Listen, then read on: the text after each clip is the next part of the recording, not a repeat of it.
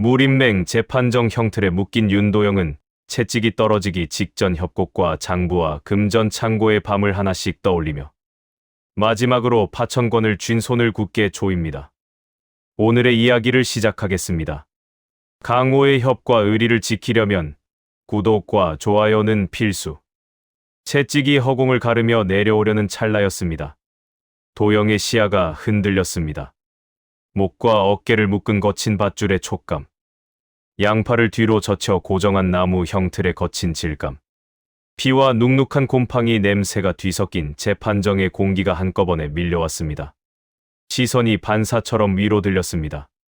단상 위 높이 자리한 무림맹주의 자리와 그 아래 줄지어 선 장로들, 장부를 쥔 채 굳어있는 징수관, 비뚤어진 미소를 숨기지 못하는 금장원의 관리들 얼굴이 한 겹의 막처럼 겹쳐 보였습니다.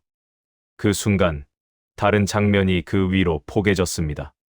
협곡을 가르며 달리던 마차들, 그 앞에서 다쳐가던 청연상단의 깃발, 밤하늘을 붉게 물들이며 치솟던 화염이 찰나처럼 스쳐 지나갔습니다. 불꽃 사이로 쓰러져 가던 짐꾼들의 어깨와 그들을 밀쳐 외곽으로 빼돌리던 징수관의 손짓, 이미 준비된 것처럼 쏟아져 내리던 연화침의 궤적까지 눈앞에 다시 떠올랐습니다. 시야는 다시 변했습니다. 금전 창고 한 구석, 어둠 속에서 장부가 바뀌던 밤이었습니다. 저작거리 인부로 위장한 사내가 장부를 넘겨주고 징수관이 조용히 원본을 접어 품에 숨기던 순간, 도영은 취객 행세를 하며 그 자리를 스쳐 지나가며 모두를 보았습니다. 그때 스쳐본 글자와 숫자들이 지금 형틀 위에서 그대로 펼쳐졌습니다.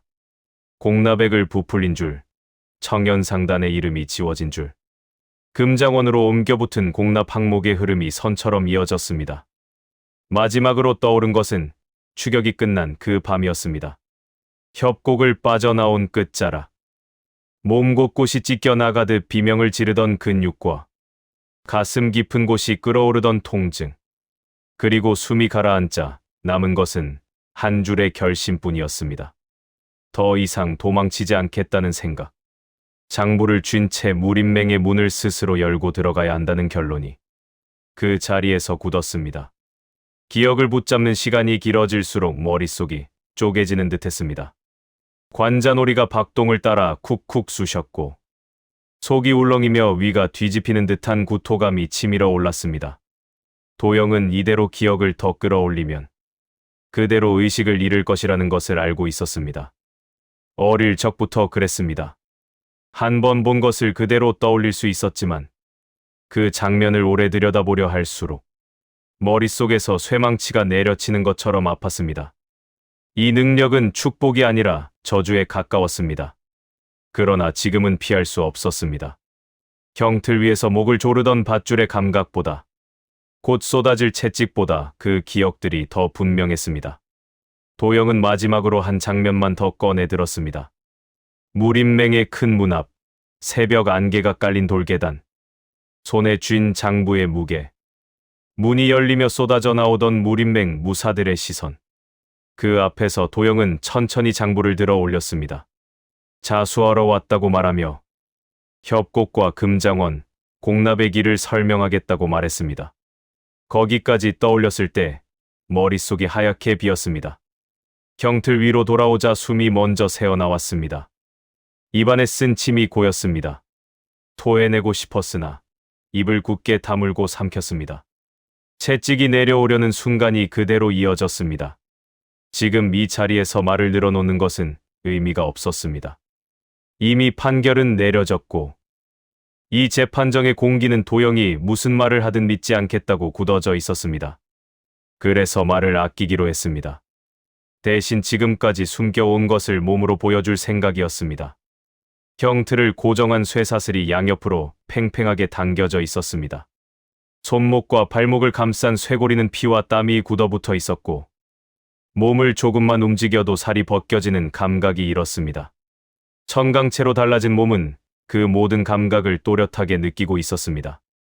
팔과 어깨, 등줄기를 따라 쌓아 올린 힘줄과 근육이 형틀과 맞닿은 부분마다 고요하게 떨리고 있었습니다.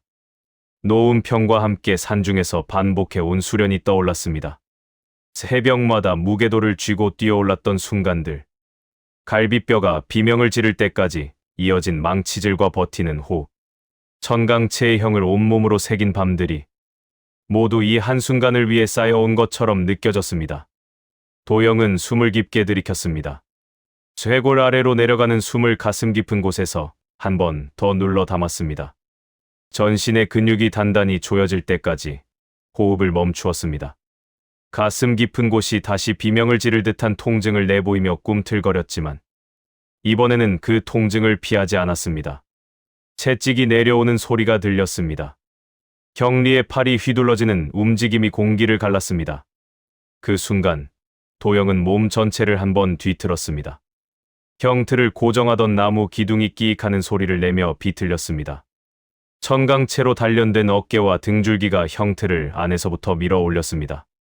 몸에 감겨있던 쇠사슬이 먼저 버티지 못했습니다. 차를 파고들던 쇠사슬에서 둔탁한 금속음이 연달아 터져 나왔습니다. 한 번, 두 번, 세 번. 고리들이 끊어져 바닥으로 떨어졌습니다. 채찍은 그대로 내려왔습니다. 그러나 형틀에 고정되어 있던 몸은 더 이상 그 자리에 있지 않았습니다. 도영의 발이 바닥을 찍었습니다. 열공보로 다져온 폭발적인 보법이 형틀 위에서 처음으로 재판정 바닥에 풀렸습니다. 짧고 날카로운 폭발처럼 발끝에서 부서진 힘이 돌바닥을 타고 단상 쪽으로 튀어올랐습니다. 형리를 향해 내려오던 채찍 끝이 허공을 갈라 바닥을 후려쳤고 그 충격이 오히려 형리의 팔을 위로 튕겨 올렸습니다. 도영의 몸은 이미 단상을 향해 달려가고 있었습니다. 사슬 조각들이 발목에서 흘러내리며 돌바닥을 긁었습니다. 무대와 객석 사이를 가르는 넓은 공간을 한 번에 뛰어넘지는 않았습니다. 대신 돌계단을 밟는 순간마다 열공보를 짧게 터뜨렸습니다. 발이 떨어지는 자리마다 바닥이 미세하게 갈라졌습니다. 단상 아래 도영을 막으려 치고 나오는 무사들도 있었습니다. 그러나 그들의 시선에는 주춤거림이 먼저 스며들었습니다. 협곡의 토벌에서 살아 돌아온 자의 몸짓이었습니다. 천강체로 다져진 몸은 무기를 휘두르지 않고도 내뿜는 기세만으로 공간을 흔들고 있었습니다. 도영은 굳이 정면 충돌을 택하지 않았습니다. 손을 뻗어 창날을 비켜 흘리고 어깨를 조금만 비틀어 칼끝을 스쳐 지나가게 했습니다. 몸이 닿는 순간마다 상대의 균형이 무너졌습니다. 토산격으로 수없이 연습한 동작을 흩어쓰듯 발꿈치와 어깨, 허리의 힘을 짧게 흩어보내 상대의 중심을 빼앗아 버렸습니다. 몇 사람은 그대로 바닥을 구르며 무기를 놓쳤습니다. 단상 위에 도달했을 때 재판정의 소음이 한순간 꺼진 것처럼 느껴졌습니다. 무림맹주의 자리와 그 아래 긴 책상, 그 뒤에 놓인 법대가 눈앞에 있었습니다. 도영은 숨을 한 번 더 고르며 손을 쥐었다 폈습니다. 가슴 깊은 곳에서 또 한 번 통증이 치밀어 올랐지만 이번에도 그것을 밀어냈습니다. 뇌진 천광의 초반부 연타를 떠올렸습니다. 붕 떠있던 몸을 떨어뜨리며 상체를 비틀어 내려치는 동작을 단 한 번만 쓰기로 마음먹었습니다. 사람이 아니라 이 재판정의 흐름만 끊겠다는 생각으로 힘을 모았습니다. 주먹이 내려갔습니다. 법대를 향해 떨어지는 한 번의 타격 뒤로 여러 번의 진동이 이어져 쏟아졌습니다. 눈에는 한 번의 동작으로 보였지만 전신을 타고 흘러간 힘은 여러 겹으로 겹쳐 법대를 후려쳤습니다. 굵은 나무가 갈라지는 소리가 재판정을 가득 채웠습니다. 법대가 반쯤 부서져 내려앉았습니다. 그 위에 놓여있던 장부와 판결문들이 허공으로 흩어졌다가 바닥으로 떨어졌습니다. 금장원의 관리들이 무너지는 목재를 피하며 허둥지둥 뒤로 물러섰습니다. 징수관의 얼굴이 하얗게 질렸습니다. 손에 쥐고 있던 장부 한 권이 바닥에 떨어져 넘어졌습니다. 도영은 그 장부를 향해 손을 뻗었습니다. 지민술로 이미 수없이 떠올렸던 글자들이 이제는 종이 위에서 다시 또렷하게 눈에 들어왔습니다. 협곡의 공납액, 상단의 이름, 금장원으로 옮겨진 항목들. 그는 천천히 허리를 굽혀 장부를 집어들었습니다. 그리고 부서진 법대 위에 그것을 올려놓았습니다. 재판정의 모든 시선이 그 장부와 도영의 손끝에 모였습니다. 재판정의 공기가 바뀌었습니다. 방금 전까지만 해도 형틀 위에 피의자에 불과했던 한 청년이 단상 위에서 부서진 법대와 장부를 사이에 두고 서 있었습니다. 쇠사슬을 끊어버린 팔과 여전히 숨을 고르고 있는 가슴, 피와 먼지로 얼룩진 옷자락이 이곳이 더 이상 일방적인 단죄의 자리가 아니라는 것을 말해주고 있었습니다. 무림맹주는 자리에서 몸을 조금 앞으로 기울였습니다.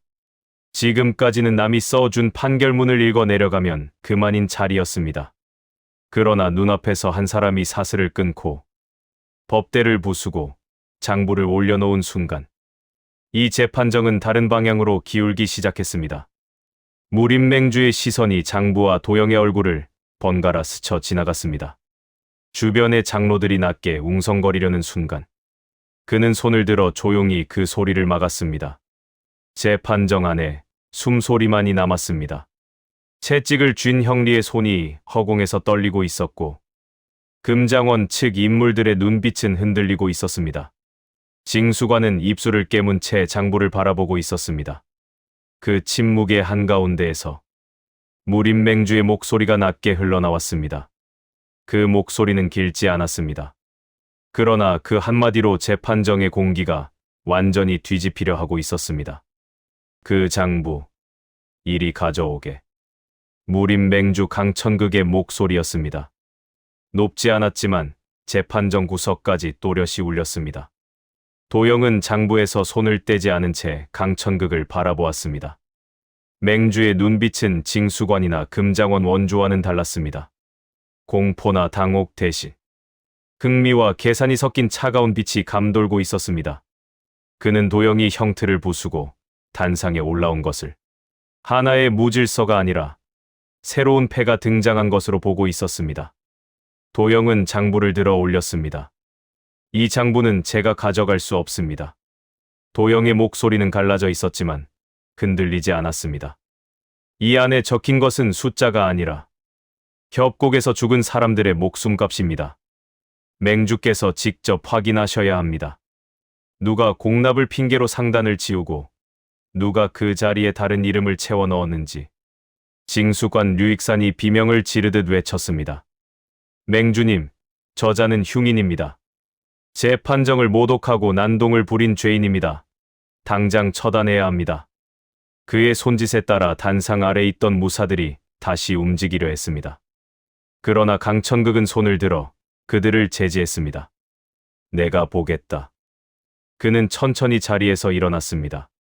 거구의 그림자가 단상 위를 덮었습니다. 그는 도영 앞으로 걸어와 손을 내밀었습니다. 도영은 잠시 망설이다가 장부를 건넸습니다. 지금 이 자리에서 장부를 찢어버리거나 숨긴다면 그것으로 끝일 수도 있었습니다. 그러나 강천극의 눈빛은 그런 얕은 수를 쓸 사람의 눈이 아니었습니다. 그는 장부를 받아 들고 펼쳤습니다. 지민술로 훔쳐보았던 그 페이지들이 맹주의 손끝에서 다시 넘어갔습니다. 청년상단의 마지막 공납 기록, 이자 항목에 덧칠된 붉은 선, 전은상단으로 넘어간 상권의 목록들. 강천극의 시선이 장부를 훑어 내려가는 동안 재판정은 숨소리 하나 들리지 않을 만큼 고요해졌습니다. 금장원 원주 장목현의 이마에는 땀이 맺히기 시작했습니다. 잠시 뒤 강천극이 장부를 덮었습니다. 탁 하는 소리가 재판정을 울렸습니다. 금장원. 그가 장목현을 불렀습니다. 장목현은 황급히 앞으로 나와 허리를 숙였습니다. 이 장부에 적힌 이자율이 맹의 규정과 다르더군요. 강천극의 목소리는 평이했습니다. 그러나 그 말 한마디에 장목현의 어깨가 움찔했습니다. 실무자가 착오를 일으킨 것 같습니다. 현장에서 징수하는 과정에서 과욕을 부린 자들이 있었던 모양입니다. 제가 미처 살피지 못했습니다. 그는 즉시 꼬리를 자르려 했습니다. 류익산의 얼굴이 사색이 되었습니다. 자신에게 모든 책임을 미루려는 상사의 의도를 알아차린 것이었습니다. 강천극은 류익산을 바라보지 않았습니다. 대신 도영을 향해 고개를 돌렸습니다. 자네 이름이 윤도영이라 했나? 그렇습니다. 청년상단 공자였고 협곡에서 살아 돌아왔다고 들었다. 강천극은 도영의 어깨와 팔을 훑어보았습니다. 피와 먼지로 덮여 있었지만 단단하게 굳은 근육과 뼈대가 눈에 들어왔습니다. 형틀을 부수고 무사들을 뚫고 올라온 힘. 그것은 단순히 분노에서 나온 것이 아니었습니다. 제대로 된 무공의 기틀이 잡혀 있었습니다. 자네가 가져온 장부는 증거가 될 수 있다. 그러나 그것만으로는 부족하다. 이 장부가 진짜라고 해도 자네가 형틀을 부수고 재판정을 어지럽힌 죄는 사라지지 않는다. 강천극의 말은 냉정했습니다. 도영은 주먹을 쥐었습니다. 죄를 묻겠다면 받겠습니다. 하지만 먼저 대답을 듣고 싶습니다. 협곡의 연화침은 누구의 명령이었습니까? 아명문을 움직인 자가 누구입니까? 그 질문이 나오자마자 단상 뒤쪽 그림자에 서 있던 위관창의 눈썹이 꿈틀했습니다. 그러나 그는 나서지 않았습니다. 강천극은 잠시 침묵했습니다. 그는 도영의 질문에 바로 답하지 않았습니다.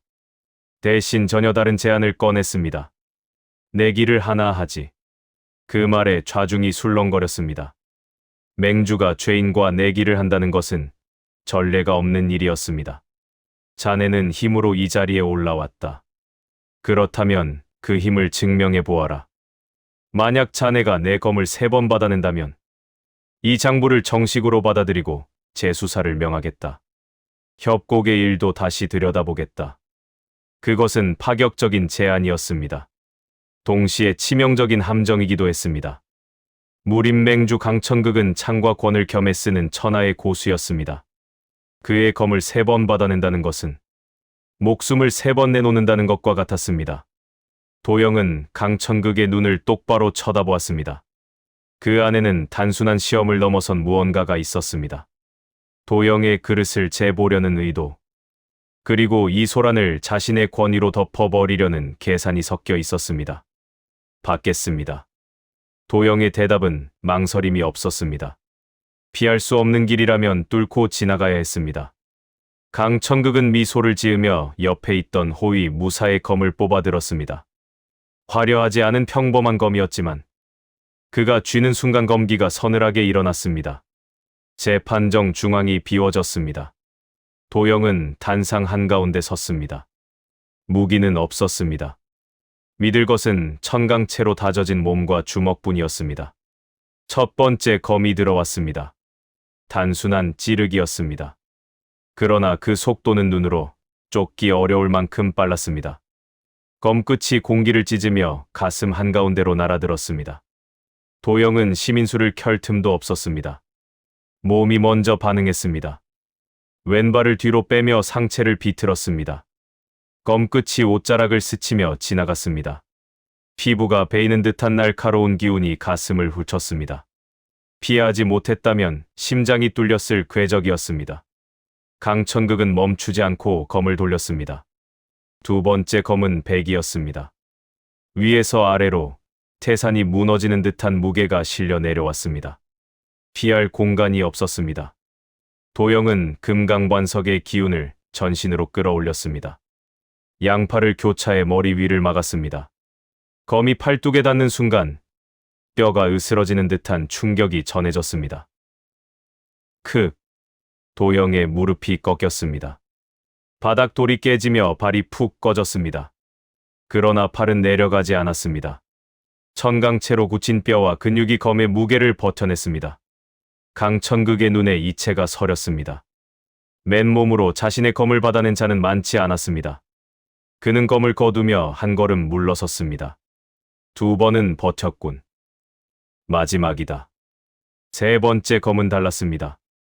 기교도 무게도 아니었습니다. 순수한 살기였습니다. 검끝이 도영의 목을 향해 직선으로 뻗어왔습니다. 이번에는 막을 수도 피할 수도 없어 보였습니다. 그 순간 도영의 머릿속에 동굴 벽화의 마지막 그림이 떠올랐습니다. 뇌진 천광. 아직 완성하지 못한 초식이었습니다. 그러나 지금은 그것밖에 없었습니다. 도영은 물러서는 대신 앞으로 뛰어들었습니다. 검끝이 목에 닿기 직전 그는 몸을 낮추며 주먹을 내질렀습니다. 방어가 아니라 공격이었습니다. 살을 주고 뼈를 취한다는 각오였습니다. 거미의 어깨를 뚫고 들어왔습니다. 뜨거운 피가 솟구쳤습니다. 그러나 도영의 주먹은 멈추지 않았습니다. 강천극의 검을 쥔 손목을 향해 토산격의 힘을 쏟아부었습니다. 쾅! 둔탁한 소리와 함께 강천극의 손이 튕겨나갔습니다. 검이 허공을 돌다 바닥에 꽂혔습니다. 도영은 어깨에 검이 박힌 채로 비틀거렸지만 쓰러지지 않았습니다. 재판정은 침묵에 잠겼습니다. 누구도 예상하지 못한 결과였습니다. 맹주의 검을 놓치게 만든 것, 그리고 그 대가로 어깨를 내준 것. 강천극은 얼얼한 손목을 문지르며 도영을 바라보았습니다. 그의 표정에서 차가움이 사라지고 기묘한 웃음이 번졌습니다. 합격이다. 그는 짧게 선언했습니다. 약속대로 장부를 받겠다. 그리고 금장원에 대한 수사를 시작하겠다. 그 말은 재판정의 모든 흐름을 바꾸어 놓았습니다. 류익사는 자리에 주저앉았고 장목현은 고개를 떨어뜨렸습니다. 위관창은 조용히 몸을 돌려 어둠 속으로 사라졌습니다. 도영은 그제야 긴장을 풀었습니다. 다리가 풀리며 바닥으로 쓰러지려는 순간 누군가가 그를 부축했습니다. 운평이었습니다. 노인은 언제 올라왔는지 모르게 단상 위에 서 있었습니다. 그는 도영의 어깨를 감싸며 귓가에 낮게 속삭였습니다. 잘 버텼다. 이제 내려가자. 도영은 희미해지는 의식 속에서 고개를 끄덕였습니다. 이날 무림맹 재판정에서 일어난 일은 변방 진 전체로 퍼져나갈 소문이 되었습니다. 청년상단의 공자가 맹주의 검을 받아냈다는 이야기, 그리고 금장원의 장부가 심판대에 올랐다는 소식은 새로운 바람을 예고하고 있었습니다. 그러나 도영은 알고 있었습니다. 이것은 끝이 아니라 더 큰 싸움으로 들어가는 입구일 뿐이라는 것을. 어깨의 상처가 불타는 듯 뜨거웠지만 가슴 안쪽의 무게는 그 어느 때보다 단단하게 자리 잡고 있었습니다. 법대가 부서진 재판정 안은 한동안 숨소리조차 아껴졌다. 갈라진 나무 조각 사이로 먼지가 피어오르고 바닥에는 사슬과 연화침, 부서진 철편들이 뒤섞여 흩어져 있었다. 도영은 부서진 법대 앞에 서 있었다. 손등에는 피가 말라 있었고 손가락에는 아직도 장부의 감촉이 남아 있었다. 좌호법은 이미 끌려나간 뒤였다. 손목에서 떨어져 나온 쇠장치와 금장원 문양이 찍힌 철편은 그대로 법대 조각 위에 남아 있었다. 재판정의 시선은 그 잔해와 그 앞에 서 있는 한 청년에게 쏠려 있었다. 무림맹주는 부서진 법대 너머를 내려다보고 있었다. 지금 이 자리에서 어떤 말을 하느냐에 따라 이 재판정의 의미가 결정된다는 것을 알고 있었다. 그러나 먼저 말해야 할 사람은 따로 있었다. 도영은 손에 쥔 장부를 한 번 더 펼쳤다. 숫자와 글자들이 눈앞에서 다시 줄을 맞추었다. 협곡으로 향하던 공납의 흐름, 청년상단에서 끊어진 줄, 금장원으로 옮겨붙은 항목들, 그리고 좌호법이 서명한 마지막 페이지까지. 지민술이 다시 머리를 쥐어뜯듯 기억을 끌어올렸지만 이번에는 오래 붙잡지 않았다. 필요한 부분만 찍듯이 올려보고 곧 눈을 떼었다. 그는 형틀 대신 법대 앞에 섰다. 장부를 퍼덕이며 펼쳐 보이지도 않았다. 이미 이곳의 사람들은 한 번쯤 이 장부를 거쳐갔거나 일부라도 눈길을 준 적이 있었다. 도영이 해야 할 일은 숫자를 세세하게 읊는 것이 아니었다. 협곡에서 피를 흘린 사람들의 자리를 숫자 대신 얼굴로 바꾸어 놓는 일이었다. 협곡에 들어서던 날이 떠올랐다. 지게를 맨 짐꾼들, 마차를 몰던 마부, 점퍼깃을 여미던 청년상단의 행수들, 그리고 웃으며 작별 인사를 건넸던 사람들의 얼굴이 숫자 뒤에서 하나씩 떠올랐다. 도영은 그 얼굴들을 마음속에서 이름 없는 줄 위에 올려놓고 그 줄이 어디에서 잘렸는지를 짚어나갔다. 협곡으로 들어간 공납은 청년상단의 이름으로 적혔다가 장부 속에서 금장원의 이름으로 다시 태어났다. 장부를 조작한 손은 징수관 몇 명의 것이었지만 그 뒤에서 서명한 사람은 좌호법이었다. 공납을 올리라며 협곡 사람들의 숨을 죄던 명령도 결국은 그 손에서 나왔다. 도영은 이 모든 흐름을 길게 설명하지 않았다. 그는 판결문 대신 장면을 짧게 이어붙였다. 협고, 입구의 토벌령, 연화침이 쏟아진 밤. 장부가 바뀌던 창고의 어둠. 금장원 문양이 찍힌 철편이 바닥을 구르는 지금 이 순간까지. 그 모든 순간이 하나의 줄로 이어져 있다는 것만 확실히 보여주었다. 재판정 안공기는 점점 무거워졌다. 장로들 사이에서 낮은 숨이 새어나왔다. 몇몇은 눈앞의 장부를 한 번 더 확인하며 서로 눈빛을 주고받았다. 금장원 측 사람들의 얼굴은 점점 굳어갔다. 터져나온 연화침의 궤적이 그들의 발밑에서 반짝이며 굳어 있었다. 징수관 류익사는 사람들 틈에 서 있었다. 그는 이미 이 장부의 흐름을 알고 있었다. 도영과 함께 장부를 빼내던 밤, 협곡으로 내려가던 길. 금장원 창고 앞에서 떨던 손을 기억하고 있었다. 지금 그의 시선은 장부보다도 도영에게 더 오래 머물렀다. 자신이 끝내 끊지 못한 줄을. 이 청년이 몸으로 끊어냈다는 것을 알고 있었다. 도영은 장부를 덮었다. 종이 사이에 끼인 먼지와 피 자국이 손가락에 느껴졌다. 이 장부는 누구에게 넘겨야 할까 하는 생각이 잠시 떠올랐다. 무림맹주에게, 장로들에게, 류익산에게, 아니면 다시 상단 사람들에게. 그러나 어느 쪽이든 이 장부를 쥔 자는 언젠가 숫자의 힘을 다시 붙잡게 될 것이다. 협곡에서 느꼈던 멍해와 비슷한 무게였다. 그는 불길을 떠올렸다. 협곡을 태우던 불이 아니라 2번 다시 이런 장부가 힘을 갖지 못하게 하는 불이었다. 장부의 글자가 사라져도 오늘 이 자리에서 본 것들은 사람들의 뼈와 심장에 남을 것이다. 숫자는 잿더미가 될 수 있지만 눈으로 본 장면은 쉽게 지워지지 않는다. 재판정 한가운데에는 오래된 화로가 하나 놓여 있었다. 평소에는 향을 피우거나 작은 등잔을 올려두는 자리였다. 지금은 비어 있었다. 도영은 그 앞으로 걸음을 옮겼다. 발밑에서 부서진 법대 조각이 부딪히며 소리를 냈다. 그는 장부를 두 손으로 받쳐 들었다. 협곡에서 짓눌리던 어깨, 산중에서 돌을 들던 팔, 동굴에서 권법을 새기던 손이 모두 이 한 동작에 실려 있었다. 도영은 화로를 내려다보았다. 숯은 이미 꺼져 있었지만 제 속에는 여전히 미약한 온기가 남아 있었다. 도영은 맹주의 시선을 기다렸다. 무림 맹주는 자리에서 천천히 일어났다. 부서진 법대를 내려다보며 눈을 감았다 뜨고 화로와 장부, 그리고 도영을 차례로 바라보았다. 이 장부를 어떻게 해야 하는지는 이미 눈앞에 모든 것이 말해주고 있었다.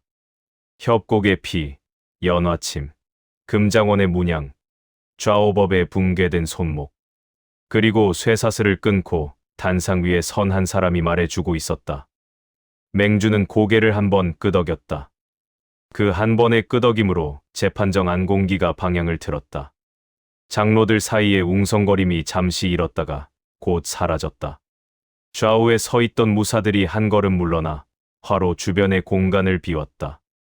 도영은 화로 위에 장부를 올려놓았다. 종이에 닿는 재의 감촉이 손끝을 타고 올라왔다. 그는 허리춤에 찬 작은 부싯돌을 떠올렸다. 산중에서 놓은 평과 함께 수없이 불을 붙이던 밤들이 겹쳐졌다. 냉기를 몰아내기 위해 또는 상처 입은 몸을 덮이기 위해 피우던 불이었다. 이제는 숫자를 태우기 위해 필요했다.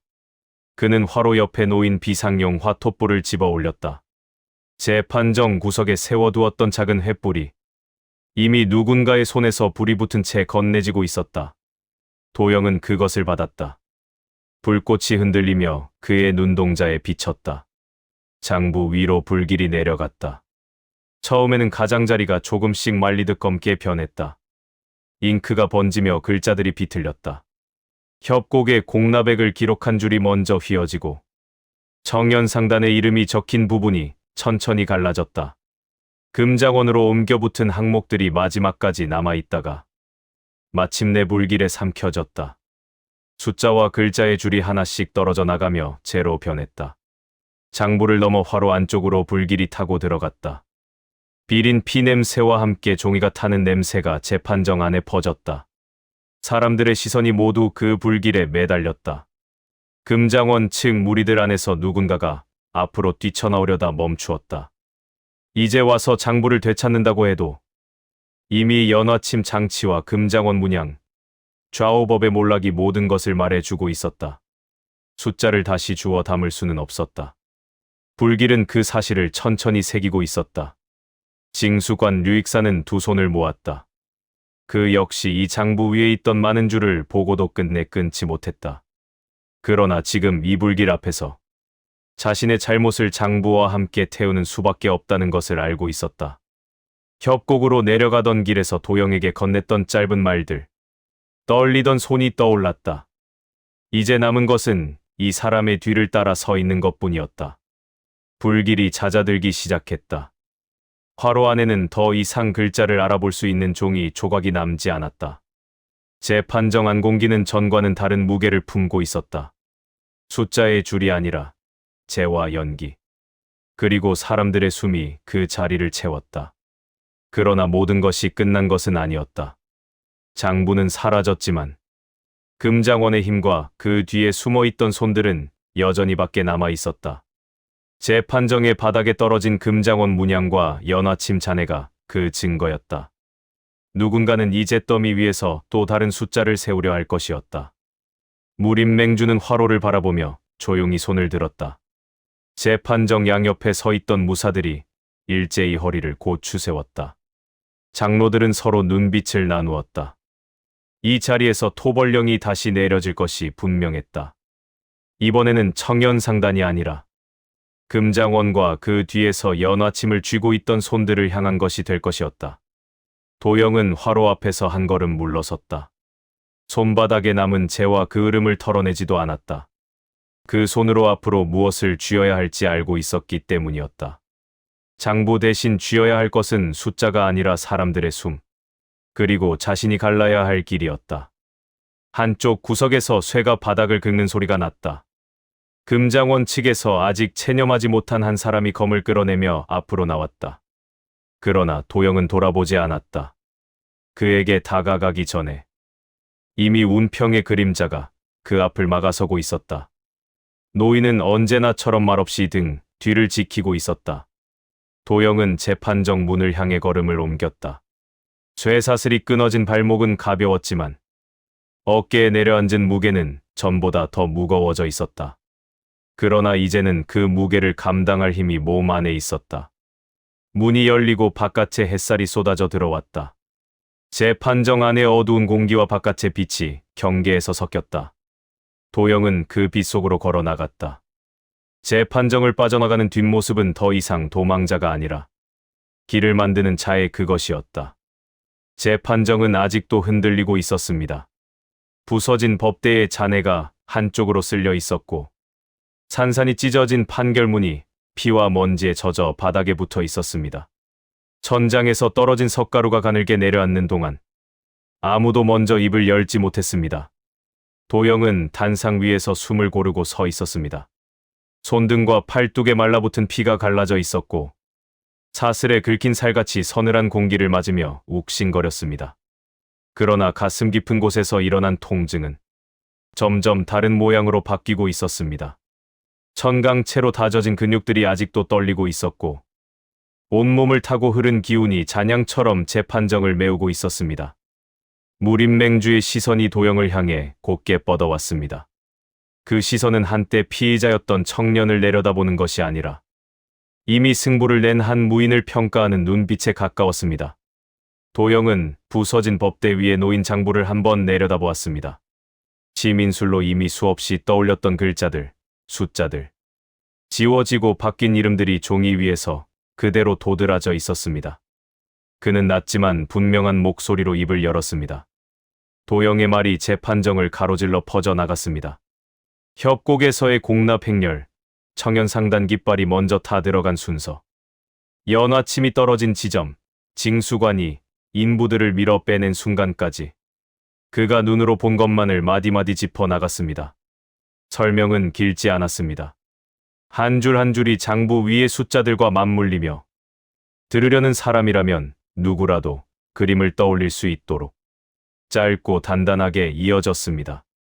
말이 이어질수록 재판정의 공기가 변했습니다. 금장원 측 인물들의 얼굴이 점점 말라붙었습니다. 징수관 류익산의 입술이 하얗게 질려 있었습니다.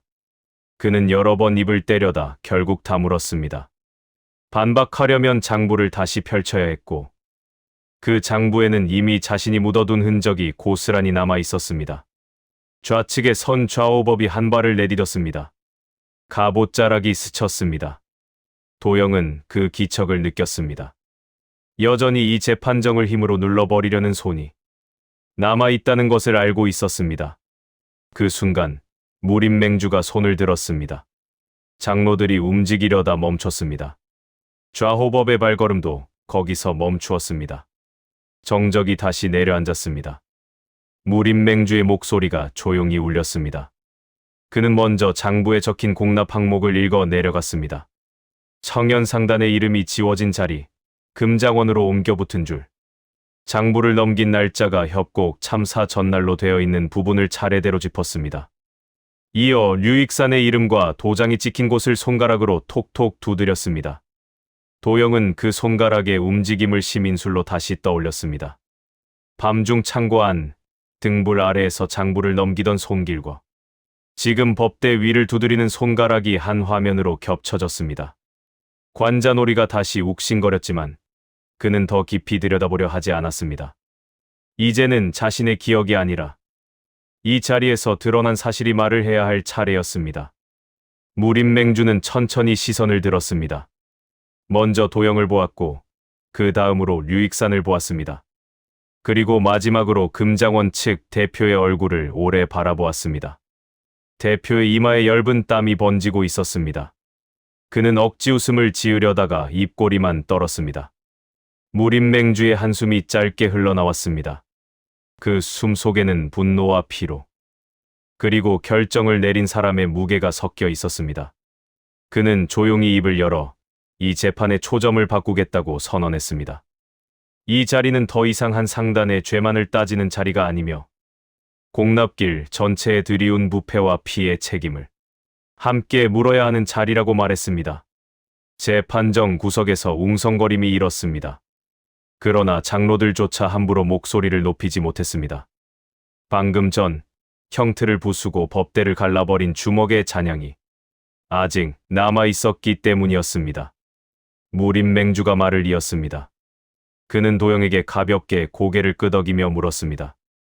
협곡에서 본 것, 장부에서 읽은 것, 그리고 자신이 여기 들어오기 전에 무림맹의 문 앞에서 나누었던 대화까지 모두 맹 앞에서 증언할 의사가 있는지 확인했습니다. 도영은 짧게 대답했습니다. 튀어나오려는 구토감을 삼키며 목을 가다듬었습니다. 그는 이것이 마지막이라는 마음으로 기억의 조각들을 꺼냈습니다. 협곡에서 쓰러지던 사람들의 어깨, 징수관의 손짓, 연화침이 비껴간 자리, 노운평이 끌어냈던 생존자들의 얼굴이 차례대로 떠올랐습니다. 그는 그 장면들을 길게 붙잡지 않았습니다. 짧게 떠올리고 필요한 만큼만 말을 붙인 뒤 바로 놓아주었습니다. 말이 끝났을 때 가슴 깊은 곳에서 다시 통증이 치밀어 올랐습니다. 그러나 이번에는 머릿속이 하얗게 비지 않았습니다. 시민수를 자신의 뜻으로 다루기 시작한 뒤 처음 겪는 감각이었습니다. 기억을 도구처럼 쓴 느낌이었습니다. 저주처럼 느껴지던 능력이 처음으로 한 사람의 편에 서서 움직인 순간이기도 했습니다. 도영은 천천히 숨을 고르며 손을 내려다보았습니다. 주먹을 말아 쥘 때마다 관절이 미세하게 울렸습니다. 천강체로 벼려진 몸이지만 진한 토벌과 추격, 재판정 돌입까지 이어진 싸움이 뼛속까지 남아 있었기 때문이었습니다. 그러나 아직 써야 할 한 방이 남아 있다는 것도 알고 있었습니다. 무림맹주는 마지막으로 장부를 들어 올렸습니다. 그리고 재판정 한가운데를 향해 그것을 높이 들어 보였습니다. 이 장부는 더 이상 비밀 서류가 아니라고 말했습니다. 피로 써 내려간 기록이며 무림맹이 외면해 온 죄의 증표라고 단정했습니다. 그 말을 들은 류익산의 어깨가 크게 떨렸습니다. 금장원 대표가 그제야 몸을 앞으로 내밀었습니다. 그는 떨리는 목소리로 항변을 시도했습니다. 실수였다고, 청연상단도 이익을 본 거래였다고 모두가 알면서 눈 감아준 관행이라고 말하려 했습니다.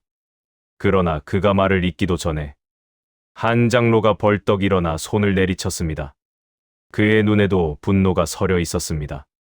자신들까지 함께 더러운 장부의 이름을 올리는 꼴은 도저히 인정할 수 없었습니다. 다시 정적이 내려앉았습니다. 무림맹주의 시선이 도영을 향했습니다. 그리고 낮게 한마디를 던졌습니다. 이 장부의 최종 처분을 협곡에서 살아 돌아온 자에게 맡기겠다고 말했습니다. 그가 선택하는 방식으로 이 장부를 끝내는 것이 이 재판이 옳은 방향으로 가고 있다는 증표가 될 것이라고 덧붙였습니다. 모든 시선이 도영에게 쏠렸습니다. 도영은 숨을 깊게 들이켰습니다. 가슴 깊은 곳에서 올라오는 통증을 한 번 더 끌어안았습니다. 그 통증 속에는 산중 수련의 날들, 피와 눈물로 버텨온 밤들, 동굴의 차가운 공기와 노인의 등줄기가 함께 섞여 있었습니다. 그는 부서진 법대 앞으로 걸어갔습니다. 법대 위에 놓인 장부가 손에 닿을 만큼 가까워졌을 때 손가락이 미세하게 떨렸습니다. 그 책장 위에는 수많은 이름이 적혀 있었고 그 이름들 중 일부는 이미 이 세상에 없었습니다. 그는 잠시 눈을 감았습니다. 그 얼굴들이 떠올랐습니다. 청연상단 짐꾼들의 허리, 마차를 끌던 말의 눈동자, 협곡 바닥을 적시던 피의 냄새가 한꺼번에 스쳐 지나갔습니다. 도영은 손을 들어 장부를 쥐었습니다. 종이의 질감이 손바닥에 와 닿았습니다. 그와 동시에 가슴 깊은 곳에서 기운이 끌려 올라왔습니다. 청강채로 다져진 외형이 숨을 따라 팽팽하게 긴장했고 수련 끝에 익힌 열공참과 토산격, 뇌진 천광의 맥들이 한 곳으로 모였습니다. 이 장부를 향한 한 방, 한 번뿐인 타격의 모든 것을 담기 위해서였습니다. 그는 법대 앞에서 한 걸음 물러섰습니다. 재판정 바닥이 발 아래에서 서서히 조여들었습니다. 숨을 들이마시고 가슴 깊은 곳에서 한 번 더 눌러 담았습니다. 갈비뼈 근처의 근육이 비명을 지르는 듯이 수축했습니다. 그러나 더 이상 물러나지 않았습니다. 이 통증은 이제 도망쳐야 할 대상이 아니라 끝까지 끌어안고 가야 할 동반자와 같았습니다. 도영의 오른팔이 천천히 치켜 올라갔습니다. 주먹이 허공을 가르며 올라갈 때 재판정의 공기가 함께 따라 올라가는 듯했습니다. 눈앞에서 여러 밤의 수련 장면이 겹쳐졌습니다. 동굴벽에 새겨진 권경의 그림자, 노운 평의 구분 등이 팔을 받쳐 주던 감각, 수없이 넘어졌다 다시 일어났던 자신이 한 줄의 선처럼 이어졌습니다. 주먹이 내려갔습니다. 그러나 그것은 단 한 번의 타격이 아니었습니다. 겉으로 보이는 것은 한 번의 내려침이었지만 몸 안에서는 여러 겹의 파동이 겹쳐졌습니다. 토산격으로 다져둔 하강의 힘, 열공참으로 날카롭게 벼려둔 전진의 힘, 뇌진 천광에서 겨우 건져 올린 진동의 힘이 겹쳐져 장부와 법대를 동시에 후려쳤습니다. 파천일권이었습니다. 하늘을 향해 쌓인 무게를 한 번에 쳐서 갈라버리는 권이었습니다. 법대가 두 번째로 갈라지는 소리가 울렸습니다. 이미 한 번 금이 가있던 목재가 완전히 쪼개져 두 동강이 났습니다. 그 위에 놓여있던 장부가 허공으로 튀어 올랐다가 그대로 터지듯 흩어졌습니다. 종이장이 사방으로 날아갔습니다. 장부의 한 줄 한 줄이 공중에 흩어졌다가 재판정 바닥 위로 떨어져 빗방울처럼 퍼졌습니다. 불꽃이 튄 것은 아니었습니다. 그러나 사람들의 눈에는 그것이 마치 불에 타는 것처럼 보였습니다. 더 이상 한 권의 책으로 묶어둘 수 없는 죄의 기록이었습니다. 도영의 주먹이 그 묶음을 깨고 각자의 눈앞으로 흩어 놓은 셈이었습니다. 재판정 안이 다시 조용해졌습니다. 금장원 대표의 어깨가 축 늘어졌습니다. 류익사는 무언가 말하려다가 결국 무릎을 꿇었습니다. 장부의 조각이 그의 앞에 나뒹굴었습니다. 거기에는 자신이 찍은 도장과 손으로 고친 숫자가 그대로 남아 있었습니다. 무림맹주의 목소리가 다시 울렸습니다. 그는 이 재판의 결론을 선언했습니다. 금장원의 권한을 즉시 박탈하고 공납길에서 손을 떼게 할 것. 류익산과 관련 관리들을 무림맹법에 따라 처벌할 것. 정연상단과 협곡에서 희생된 이들의 명예를 회복할 것. 그리고 무엇보다 이 장부가 다시는 한 권으로 묶이지 못하게 할 것이라고 말했습니다. 도영은 그 말을 들으며 주먹을 천천히 풀었습니다. 손가락 마디마다 쓰라린 감각이 남아 있었습니다. 그러나 마음 한구석에서 무언가가 가볍게 떨어져 나가는 기분이 들었습니다. 협곡에서 시작된 빛 중 일부가 이제야 갚인 느낌이었습니다. 무림맹주의 시선이 다시 도영을 향했습니다. 그는 잠시 망설이다가 단상 아래를 향해 눈을 돌렸습니다. 장로들의 표정을 한 번씩 훑어본 뒤 조용히 물었습니다. 이 청년에게 어떤 이름을 붙여야 할지, 이 자리에 선 무인을 어떻게 대해야 할지 의견을 구했습니다. 장로들 사이에서 낮은 목소리들이 오갔습니다. 어떤 이는 아직도 의심을 거두지 못한 듯했고, 어떤 이는 이미 마음을 정한 듯했습니다. 그러나 재판정의 한가운데에서 사람들의 시선은 모두 한 곳으로 모였습니다. 부서진 법대, 흩어진 장부, 그리고 그 앞에서 천천히 숨을 고르고 서 있는 한 사람의 등줄기였습니다. 도영은 그 시선들을 느끼면서도 고개를 들지 않았습니다. 아직 끝나지 않은 일이 남아 있었습니다. 청연상단의 이름을 되찾는 일, 이 장부 밖에서 고통받은 사람들의 삶을 다시 세우는 일, 그리고 자신이 걸어갈 길을 정하는 일이 남아 있었습니다. 그러나 분명한 것은 하나였습니다. 이제 이 재판정은 더 이상 한 상단을 희생양 삼아 모든 죄를 덮어버리는 곳이 아니었습니다. 파천일권이 내려친 자리에서 오래 쌓인 죄와 침묵이 갈라졌습니다. 그 틈 사이로 새로운 길이 보이기 시작했습니다. 재판정의 문 밖, 돌계단 위에는 수많은 발자국이 남아 있었습니다. 소문을 듣고 모여든 상인들, 협곡에서 가족을 잃은 자들, 금장원의 빚을 진 자들이 문 밖에서 숨을 죽이고 기다리고 있었습니다. 그들에게도 곧 이 안에서 벌어진 일이 전해질 것이었습니다. 도영은 천천히 몸을 돌렸습니다. 부서진 법대를 뒤로하고 재판정의 문을 향해 발을 내디뎠습니다. 이제 이 한 방으로 자신이 무엇을 부수고 무엇을 세워야 하는지 조금은 알 것 같았습니다. 파천일권은 단지 나무와 종이를 부순 것이 아니라 자신이 앞으로 쥐고 가야 할 이름을 열어젖힌 권이기도 했습니다. 그 이름은 아직 입 밖으로 나오지 않았습니다. 그러나 어느 날 사람들이 자신을 부를 또 다른 이름이 재판정 밖 어딘가에서 조용히 기다리고 있는 것 같았습니다. 그리고 그 이름이 처음으로 세상에 나오는 자리에는 청연상단의 깃발과 파천문의 현판이 함께 서 있을 것이라는 예감이 가슴 깊은 곳에서 아주 미약하게 움트고 있었습니다. 재판정의 바닥에 아직도 피와 먼지가 엉겨붙어 있었습니다. 부서진 법대의 나무 조각이 여기저기 흩어져 있었고 둘러선 무사들의 발자국이 뒤엉켜 자국을 남기고 있었습니다. 하지만 공기는 달라져 있었습니다. 단죄를 기다리던 숨막히는 정적은 사라지고 무언가가 끝나고 또 다른 무언가가 시작되려는 순간의 침묵만 남아 있었습니다. 무림맹주의 판결이 내려진 뒤 금장원의 원주들은 포박된 채 끌려나갔습니다. 공납을 조작하고 협곡을 피로 물들인 자들의 이름이 하나하나 낭독되었고 그 이름이 끝날 때마다 재판정의 사람들은 묵묵히 고개를 숙였습니다. 청연상단을 겨눈 칼날이 어디에서 시작되었는지, 누구의 손이 판을 짰는지 장부와 증언이 모두 말해주고 있었습니다. 숨겨졌던 줄들이 드러나자 변명은 설 자리를 잃었습니다.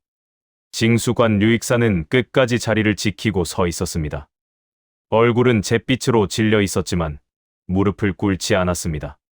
그가 쥐고 있던 새 장부가 법대 위에 펼쳐져 있었습니다. 부풀려진 공납액이 지워지고 산골 상단과 변방의 마을 이름들이 제 자리를 찾아 적혀 있었습니다. 그는 스스로의 손으로 오래된 글자를 지워냈고 그 손으로 다시 써 올렸습니다. 끝까지 그 모습을 지켜본 도영은 그 손등 위로 힘줄이 붉어진 것을 보았습니다. 잘못을 덮기 위해 움켜쥐던 손이 이제는 잘못을 드러내기 위해 떠는 손으로 바뀌어 있었습니다. 무림맹의 심판은 단호했습니다. 금장원은 공납권을 박탈당하고 관련된 인물들은 각각의 죄에 맞는 처벌을 받게 되었습니다. 아명문은 피에 젖은 이름 그대로 영모와 사륙의 죄를 덮어쓰고 해체되었습니다. 남은 인원들은 추적을 피하지 못할 것이었습니다.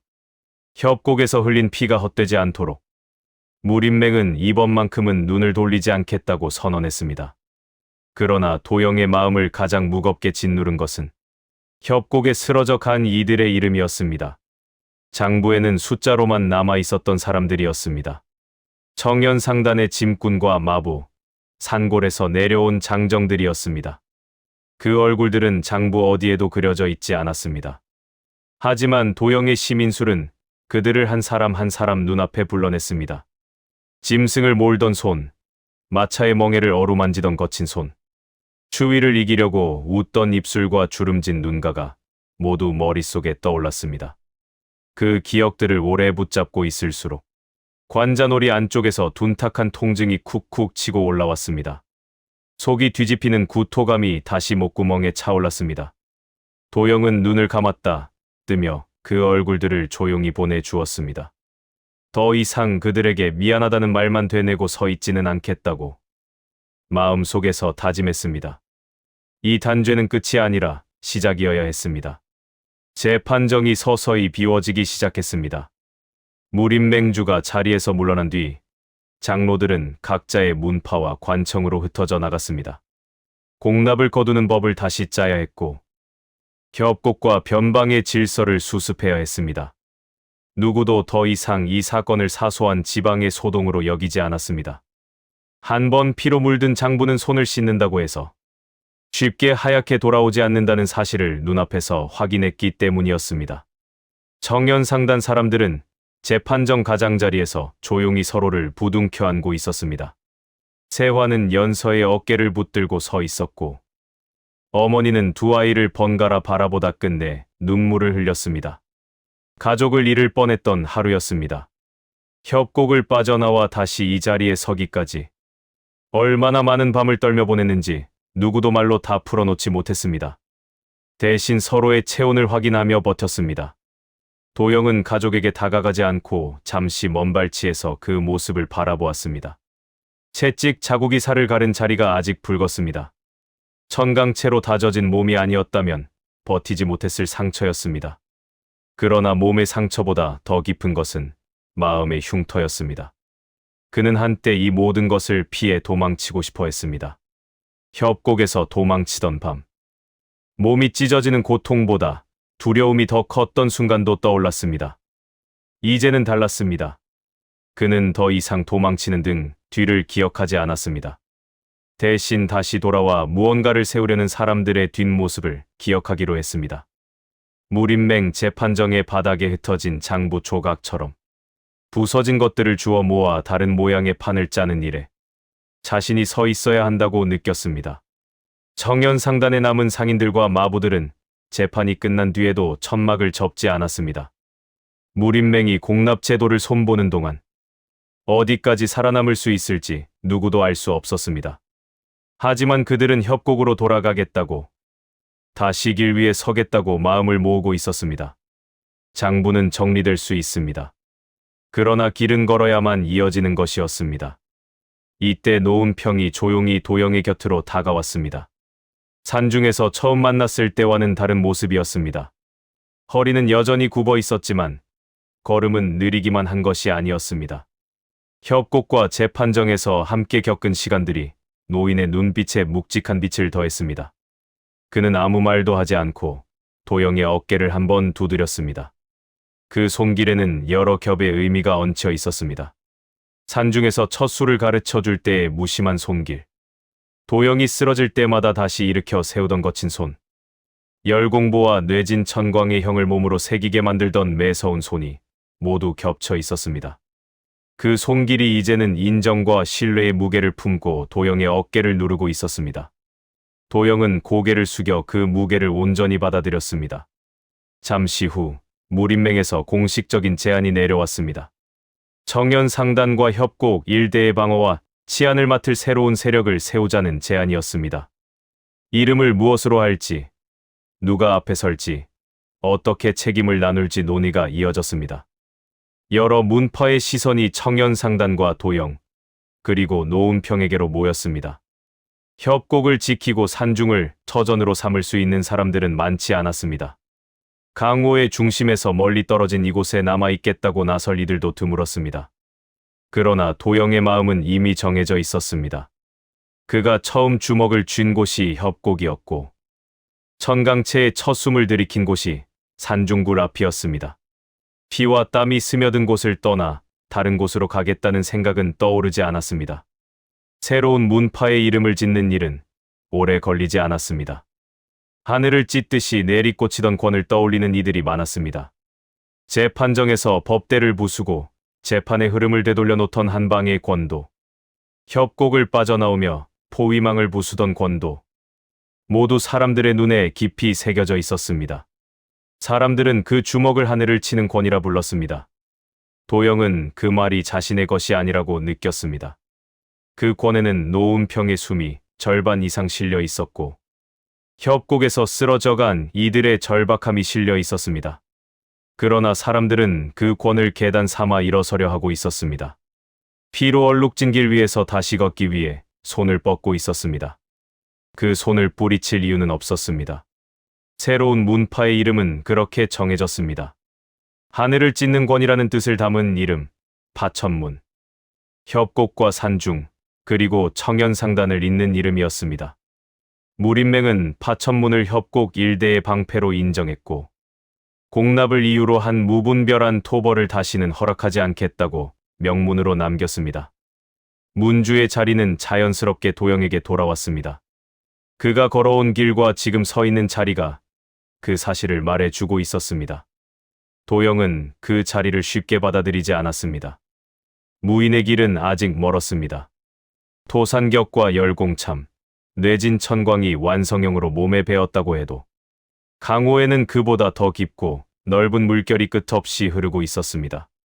하지만 누군가는 협곡을 지키기 위해 앞에 서야 했습니다. 그는 조건을 하나 내걸었습니다. 혼자는 서지 않겠다는 것이었습니다. 파천문이라는 이름 아래에는 반드시 노은평이 서 있어야 했습니다. 산중에서 첫 발을 내디디게 만든 사람, 청강채를 몸에 새기게 한 사람, 도망치던 등을 돌려 세운 사람이 그였습니다. 도영은 노인의 손을 다시 붙잡고 장로의 자리를 함께 세워달라고 부탁했습니다. 노은평은 거절하지 않았습니다. 강호에서 오래 살아온 무인은 새로운 문파의 이름이 얼마나 무거운지 알고 있었습니다. 하늘을 친다는 말이 얼마나 과한지 누구보다 잘 알았지만 이미 한 번 하늘을 올려다본 몸이었습니다. 그는 협곡의 바람과 산중의 냄새를 떠올리며 조용히 자리를 받아들였습니다. 파천문은 그렇게 문주와 장로를 함께 세우고 숨을 들이켰습니다. 시간이 조금 흐른 뒤 청연상단의 마차가 다시 협곡을 향해 출발했습니다. 이번에는 공납의 멍에를 짊어지고 떠나는 길이 아니었습니다. 파천문의 깃발이 마차 행렬의 앞과 뒤를 지키고 있었습니다. 깃발에는 피가 아닌 흙먼지가 묻어 있었습니다. 상단의 상자 속에는 산골의 약재와 곡물이 실려 있었고 마부들의 눈빛에는 두려움보다 기대가 더 많이 깃들어 있었습니다. 도영은 협곡 입구의 바위 위에서 그 행렬을 바라보았습니다. 바위에 앉은 자세는 예전과 같았지만 몸은 달라져 있었습니다. 천강채로 다져진 근육과 단단한 호흡이 가슴 안에서 부드럽게 움직이고 있었습니다. 열공보의 한 걸음을 내디는 데에도 더 이상 무리한 통증이 따라붙지 않았습니다. 뇌진 천광의 연속된 타격을 떠올려도 갈비가 부서질 것 같은 공포보다는 조심스러운 자신감이 먼저 떠올랐습니다. 그러나 그는 알고 있었습니다. 진짜 싸움은 협곡을 지키는 것에서 끝나지 않는다는 사실을. 공납의 길을 바꾸는 일은 하루 재판으로 완전히 끝나지 않았습니다. 다른 곳에서도 다른 이름으로 장부를 조작하고 목을 죄는 손길이 있을 것이었습니다. 파천문의 권은 언젠가 다시 길 위에서, 다른 재판정에서, 다른 협곡에서 하늘을 올려다보게 될지도 모르는 일이었습니다. 그래도 지금은 이 한순간을 온전히 받아들이기로 했습니다. 살아남은 사람들, 다시 길 위에 선 사람들, 그들을 지키기 위해 세워진 새 문파가 있었습니다. 협곡 위로 불어오는 바람은 피 냄새 대신 흙과 풀의 냄새를 품고 있었습니다. 도영은 천천히 주먹을 쥐었다 폈습니다. 하늘은 여전히 높고 멀었습니다. 언젠가 다시 그 하늘을 향해 주먹을 치켜들 날이 올지도 모를 일이었습니다. 하지만 이제 그 주먹은 혼자의 것이 아니었습니다. 산중에서 함께 호흡을 나눈 노인의 숨, 협곡에서 쓰러져 간 이들의 발자국, 청년상단의 바퀴 자국, 파천문의 깃발을 따라 걷는 이들의 걸음이 모두 그 주먹 안에 스며 있었습니다. 도영은 마지막으로 협곡을 내려다보고 자리에서 일어섰습니다. 파천문의 문주로서, 청년상단의 벗으로서, 그리고 한 사람의 무인으로서 걸음을 옮겼습니다. 발 아래 돌길이 단단하게 느껴졌습니다. 이제는 도망치는 발걸음이 아니라 지키기 위한 발걸음이었습니다. 그 발걸음이 이어지는 한, 피로 물든 협곡은 더 이상 예전과 같은 협곡으로 돌아가지 않을 것이었습니다. 부서진 법대 위에서 장부가 재로 흩어지고 파천 일권의 여운만 남은 재판정을 뒤로한 그는 더 이상 도망자가 아니라 자신의 이름으로 길을 열어야 할 새 문주가 됩니다. 오늘의 이야기는 여기까지입니다. 들어주셔서 감사합니다. 강호의 길은 끝나지 않습니다. 다음 이야기에서 다시 만나려면 구독과 좋아요, 알림 설정까지 부탁드립니다. 여러분의 참여가 곧 이 무협 세계를 더욱 빛나게 합니다. 감사합니다.